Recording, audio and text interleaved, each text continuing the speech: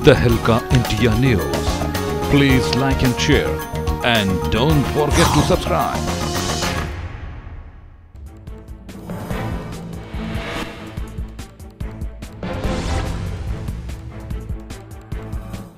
नमस्कार, स्वागत है आप सभी का तहलका इंडिया न्यूज में। मैं हूं योगेश धसमान और आप देख रहे हैं खबर उत्तराखंड। चलिए शुरू करते हैं खबरों के सिलसिले को। लोकसभा चुनाव के लिए उत्तराखंड बीजेपी पूरी तरह से चुनावी मोड में आ गई है। देहरादून में 2 फरवरी को राष्ट्रीय अध्यक्ष अमित शाह त्रिशक्ति सम्मेलन को संबोधित करेंगे। देहरादून के परेड मैदान में इस सम्मेलन का आयोजन किया जाएगा, जिसमें करीब 17,000 कार्यकर्ता और पदाधिकारी मौजूद रहेंगे। आपको याद है कि इस सम्मेलन को लेकर लगातार बैठकों का दौर शुरू हो चुका है। बीजेपी के राष्ट्रीय अध्यक्ष अमित शाह के दौरे को लेकर भी पार्टी तैयारियों में जुटी हुई है और बेहद महत्वपूर्ण अमित शाह का दौरा है, क्योंकि आपको बता दें इसको लेकर बीजेपी महानगर अध्यक्ष विनय गोयल भी तैयारियों की बात कह रहे हैं। लगातार हम आपको बता रहे हैं कि जिस तरीके से अमित शाह का बेहद महत्वपूर्ण दौरा है लोकसभा चुनावों को लेकर उत्तराखंड के लिहाज से, आखिरकार उत्तराखंड के रण में किस तरीके से जो है भारतीय जनता पार्टी उतरेगी, इस पर अमित शाह के इस दौरे में मंथन किया जाएगा। हो सकता है कि इस दौरे के दौरान इस बात पर भी चर्चा की जाए कि आखिरकार वो कौन से चेहरे होंगे जो लोकसभा चुनाव में जो है बीजेपी की तरफ से मैदान में उतरेंगे। इन तमाम मुद्दों को लेकर आपको बता दें बीजेपी के महानगर अध्यक्ष विनय गोयल से बात की हमारे संवाददाता विशाल गर्ग ने।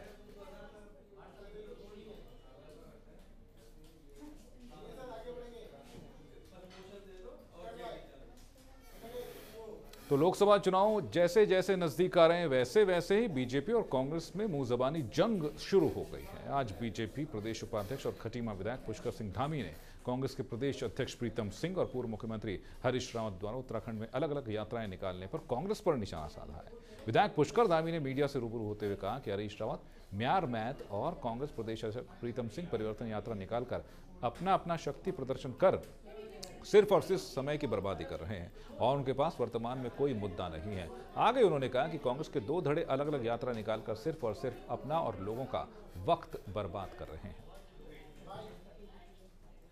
देखिए, कांग्रेस के पास कोई मुद्दे नहीं है और जनता का ध्यान भटकाने के लिए वो भी अलग अलग यात्राएं निकाली जा रही हैं, आपस में शक्ति प्रदर्शन कर रहे हैं और उनको उत्तराखंड की जनता से कोई लेना देना नहीं है। केवल अपने अपने ग्रोहों को आगे बढ़ाने के लिए, अपने अपने लोगों को आगे करने के लिए वो इस प्रकार की यात्राओं का आयोजन कर रहा है, जिससे जनता से कोई सरोकार नहीं, कोई सामाजिक सरोकार के नाम पर, कोई राजनीतिक सरोकार के नाम पर यात्राएं निकाल रहे हैं। लेकिन मैं समझता हूँ केवल टाइम बर्बाद कर रहे हैं। तो लोकसभा चुनाव की तैयारियां जोर पकड़ती जा रही हैं। कांग्रेस के दिग्गज नेता और राष्ट्रीय कांग्रेस महासचिव हरीश रावत ने प्रदेश के 5 लोकसभा सीटों में अपनी सक्रियता बढ़ा दी है। आपको याद है कि लोकसभा चुनाव में कांग्रेस को बढ़त दिलाने के लिए हरीश रावत ने चुनावी तैयारियां शुरू कर दी हैं। अल्मोड़ा पहुंचे हरीश रावत ने दूरस्थ ग्रामीण क्षेत्रों में छोटी छोटी सभाएं करते हुए कांग्रेस के पक्ष में माहौल बनाने का प्रयास शुरू कर दिया है। कांग्रेस महासचिव हरीश रावत ने कहा है कि वो प्रदेश की 5 सीटों पर चुनाव लड़ रहे हैं। फेल हो चुकी है सरकार और बुरी तरीके से फेल हो चुकी है और इन्होंने जिस तरीके से जन समस्याओं की अवहेलना की है, विकास की योजनाओं को ठप किया है, जिस प्रकार से ये कांग्रेसी विकास और भाजपाई विकास की लकीर खींचने का काम कर रहे हैं और इससे जनता बहुत नाराज है। हम स्पष्ट बहुमत लाएंगे, लेकिन इसके बावजूद भी हम सबको साथ लेकर के चलना चाहते हैं और हमने कहा कि जो लोकतांत्रिक शक्तियां हैं, लोकतंत्र बचाने और संविधान बचाने की लड़ाई में आइए साथ। और देहरादून में 26 जनवरी की तैयारियां जोर शोर से चल रही हैं, जिसमें पुलिस परेड की प्रैक्टिस कर रही है। 26 जनवरी को देखते हुए उत्तराखंड में सुरक्षा के कड़े इंतजाम किए गए और हर आने जाने वालों पर नजर रखी जा रही है। उत्तराखंड के मुख्यमंत्री त्रिवेंद्र सिंह रावत और राज्यपाल बेबी रानी मौर्य देहरादून के परेड ग्राउंड पहुंचेंगे और झंडारोहण करेंगे, जिसको लेकर पुलिस और प्रशासन अपनी पूरी तैयारी कर रहा है ताकि किसी को कोई समस्या ना हो। साथ ही 26 जनवरी पर पुलिस के बहादुर और काबिल अधिकारियों को भी सम्मानित किया जाएगा ताकि उनका जोश ऐसे ही बना रहे। इसी के साथ 26 जनवरी को परेड ग्राउंड के आसपास के सभी एरिया में रूट डाइवर्ट किया जाएगा। गणतंत्र दिवस की तैयारियां जोरों पर हैं। कुछ तस्वीरें हम आपको दिखाएंगे। मैं अपने सहयोगी से कहूँगा कुछ तस्वीरें दिखाएंगे। जिस तरीके से आप देख रहे हैं यहाँ पर रिहर्सल की जा रही है, महिला जवान लगातार रिहर्सल कर रहे हैं। दूसरी तरफ टेंट भी लगाए गए हैं और अगर हम स्टेज की बात करें, स्टेज पर भी पूरी तरीके से इंतजाम पुख्ता किए गए हैं। इन सब जानकारी लेने के लिए हमारे पास एसएसपी देहरादून मौजूद हैं, उन्हीं से बातचीत कर लेते हैं। मैडम, सबसे पहले स्वागत है तहलका इंडिया न्यूज़ पर आपका। धन्यवाद। मैडम, किस तरीके की तैयारियां यहाँ पर की गई हैं और क्या क्या प्लान रहेगा कि गेस्ट किधर से आएंगे और क्या क्या इंतजामात रहेंगे? देखिए, ये 26 जनवरी जो विगत वर्षों के भांति परेड ग्राउंड में मनाई जाती है और परेड ग्राउंड में इस दिन जो है एक भव्य परेड का आयोजन किया जाता है। उस पे जो है यहाँ पे कार्यक्रम आयोजित किया गया है। उसके संदर्भ में जो ड्यूटीज़ हैं वो ऑलरेडी जो है डिप्यूट कर दी गई हैं। इसके साथ साथ जो LIU है वो भी अलर्ट है। हमारा एंटी सैबोटेज चेक लगातार चल रहा है। फायर स्टेशन को भी यहाँ जो है स्टेशन कर दिया गया है और कोशिश यही रहेगी कि 26 जनवरी को कोई भी अप्रिय घटना ना घटित हो और जिस तरीके से हम अपना नेशनल पर्व हर साल मनाते आए हैं उस तरीके से इस बार भी शांतिपूर्वक रूप से मने। लगातार जिस तरीके से हम देखते हैं देहरादून की सीमाओं पर कितनी चौकसी बरती जा रही है जिससे एक माहौल ऐसा बना रहे कि सुरक्षा पुख्ता रहे। देखिए, ये लगातार ये एक मतलब अगर आपके बॉर्डर्स चुस्त रहेंगे, वहाँ पे टाइट चेकिंग होगी तो डेफिनेटली जो भी अंदर आ रहा है, और ये केवल 26 जनवरी नहीं, ये हर एंगल से इम्पॉर्टेंट है, क्राइम के व्यू पॉइंट से इम्पॉर्टेंट है कि भाई आदमी अगर वहाँ से निकल रहा है तो चेकिंग हो।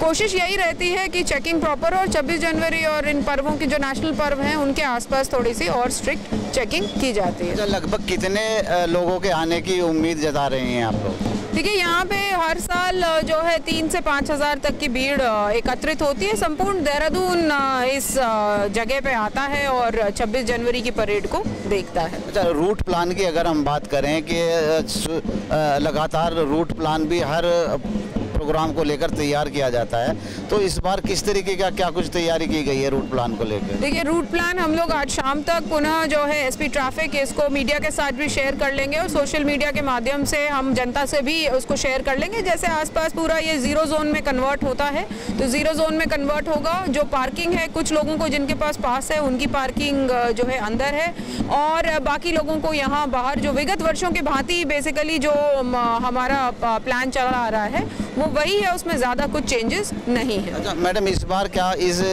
पर्व पर क्या कोई केंद्र से बड़ा नेता आने की कोई संभावना है या कोई आ रहा है? देखिए, अभी तक तो ऐसा कोई हमारे संज्ञान में नहीं है। जहाँ तक परेड की बात है तो परेड में अब की बार हिमाचल प्रदेश की टुकड़ी जो है सम्मिलित हो रही है। चलिए, बहुत बहुत धन्यवाद मैडम। Thank you. चलिए, लगातार जिस तरीके से हमने SSP नवोदिता कुकरेती से बात की, उनका साफ तौर से कहना है कि 3 से और 5 हज़ार की भीड़ की पूरी तैयारी उन लोगों ने कर ली है। और रही रूट प्लान की बात, रूट प्लान को SP ट्रैफिक के साथ मिलकर तैयार कर लिया जाएगा। जल्दी इसकी शेयरिंग मीडिया के साथ भी कर ली जाएगी। अब देखने वाली बात होगी कि गणतंत्र दिवस पर किस तरीके के इंतजाम जो किए गए हैं वो पूरी तरीके से कामयाब हो जाते हैं। हालांकि पुलिस प्रशासन का पूरा दावा है कि हमारी ओर से पुख्ता इंतजाम पूरे कर लिए गए हैं। कैमरा पर्सन नितिन कैथवास के साथ मैं वकील अहमद, देहरादून। रेगुलरली हम पिछले सालों में किया है वैसे ही राज्य स्तर का कार्यक्रम है, परेड ग्राउंड देहरादून में कंडक्ट किया जाएगा। उसका प्रिपरेशन ऑलरेडी हमने शुरू कर दिया है। लगभग जो ओवरऑल ब्लूप्रिंट है उसका पिछले साल जैसे ही रहेगा। उसमें जो हॉनरेबल हमारा गवर्नर मैम की तरफ से फ्लैग होस्टिंग होगी और हॉनरेबल CM सर एंड सारे नागरिक और उच्च अधिकारी सभी लोग उसमें पार्टिसिपेट करेंगे। और उसमें पुलिस और अन्य हमारा पैरामिलिट्री फोर्सेस वगैरह है और आर्म्ड फोर्सेस है उनका मार्च पास्ट होगी। और उसके साथ साथ जो विभिन्न विभागों का वो है झांकियाँ हैं उसको भी डिस्प्ले किया जाएगा। और मेजर हमारा कल्चर को रिफ्लेक्ट करने के लिए कल्चरल कार्यक्रम में वो भी रहेगी। और उसके साथ साथ जो पुलिस उनका मेडल वगैरह डिस्ट्रीब्यूशन प्लस इस बार जो एक्सीलेंस इन एडमिनिस्ट्रेशन जो CM अवार्ड ले रहे हैं उनको भी अवार्ड देने के लिए उसमें कार्यक्रम में वो है वो भी।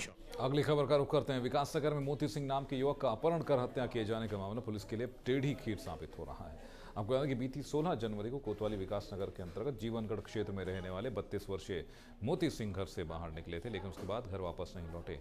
कुछ ही दिनों बाद संदिग्ध परिस्थितियों में आपको बता दें कि इस पूरे मामले में वो लापता हो गए थे। मामले में जांच में जुटी स्थानीय पुलिस ने 2 युवकों को हिरासत में भी लिया है। पूछताछ में पता चला कि आरोपियों ने झगड़े के बाद युवक की हत्या कर शव शक्ति नहर में फेंक दिया था, जिसके बाद शव की तलाश के लिए पुलिस शक्ति नहर में सर्च ऑपरेशन चला रही है, लेकिन अभी तक शव बरामद नहीं हो पाया है। इस मामले को लेकर बीते रविवार को विकासनगर बाजार में जमकर बवाल हुआ। हालांकि स्थानीय पुलिस ने मामले को किसी तरह शांत कराया।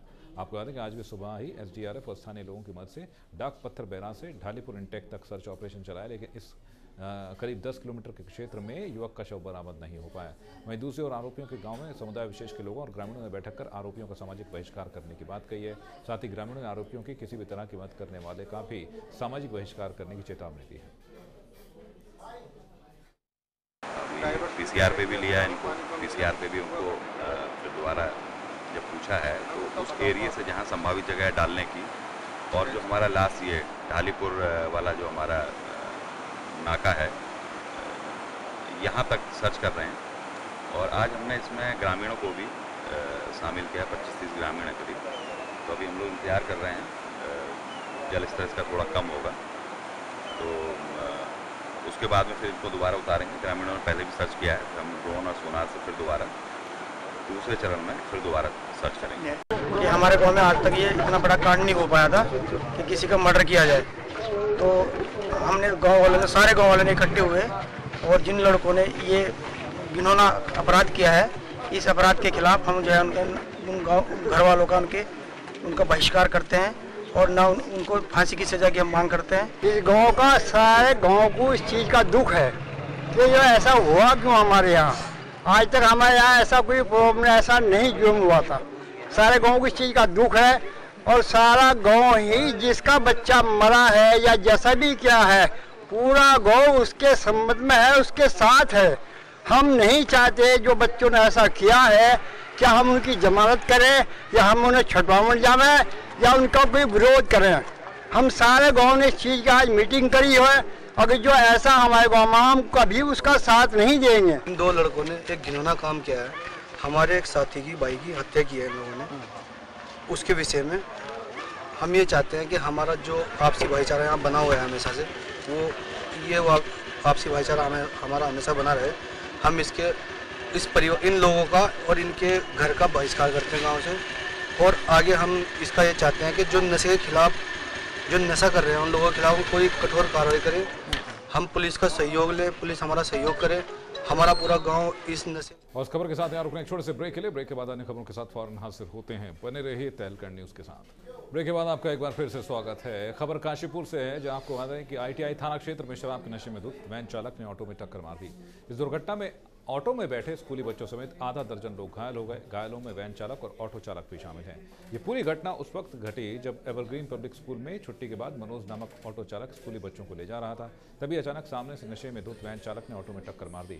इस घटना में ऑटो में सवार 4 स्कूली बच्चे और ऑटो चालक घायल हो गए। साथ ही वैन चालक गंभीर रूप से घायल हो गया। इसके बाद डॉक्टर्स ने उसे हायर सेंटर के लिए रेफर कर दिया।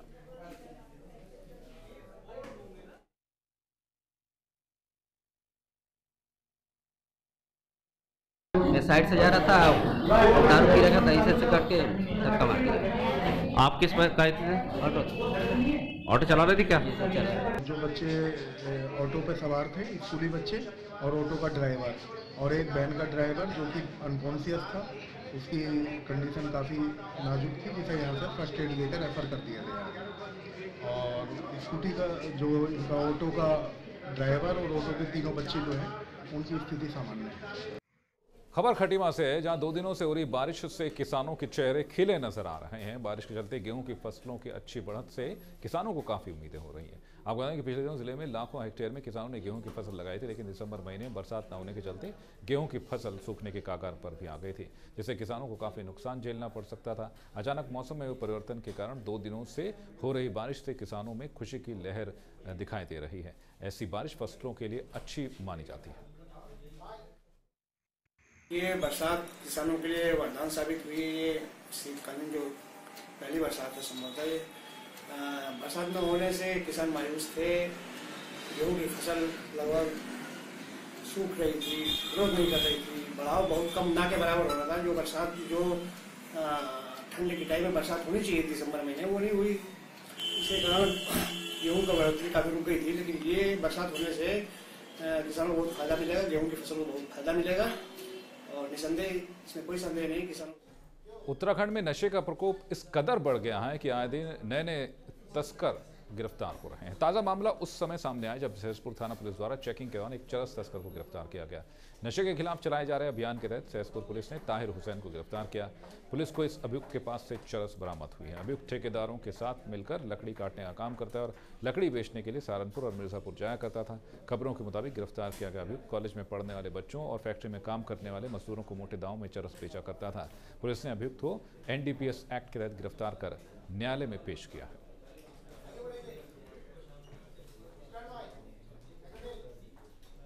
और उत्तरकाशी पुलिस विभाग की कमान संभालते ही पंकज भट्ट ने प्रेस वार्ता की, जहां उन्होंने कहा कि वो जिले के सड़क को जाम से मुक्त कराएंगे।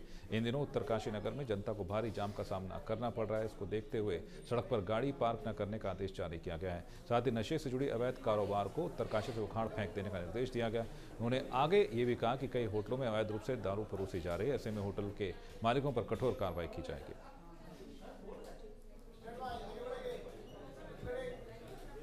आपदा की स्थिति में सबसे पहले मदद के लिए तैयार रहने वाला खटीमा का फायर ब्रिगेड विभाग खुद ही आपदाग्रस्त है।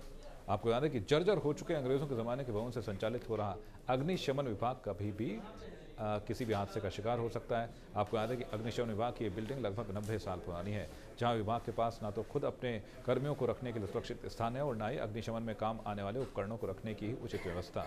आप विभाग के भवन को देखने मात्र से अंदाज़ा लगा सकते हैं कि इमारत कभी भी गिर सकती है। आपको याद है कि विभाग के नए भवन के लिए भूमि तो कई साल पहले ही नगर के पुराने तहसील परिसर में आवंटित कर दी गई थी, लेकिन उसे विभाग के हवाले अभी तक नहीं किया गया है।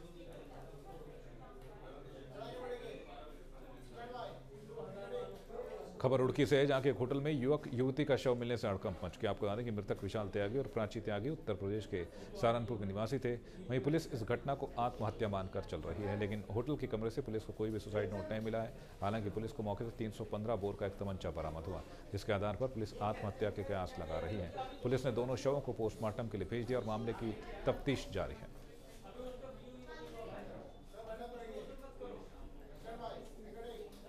तो खबर उत्तराखंड के इस बुलेटिन में अभी के लिए बस इतना ही। और खबरों की जानकारी के लिए लॉग ऑन कीजिए हमारी वेबसाइट tehlka-india.com पर। फिलहाल दीजिए इजाजत।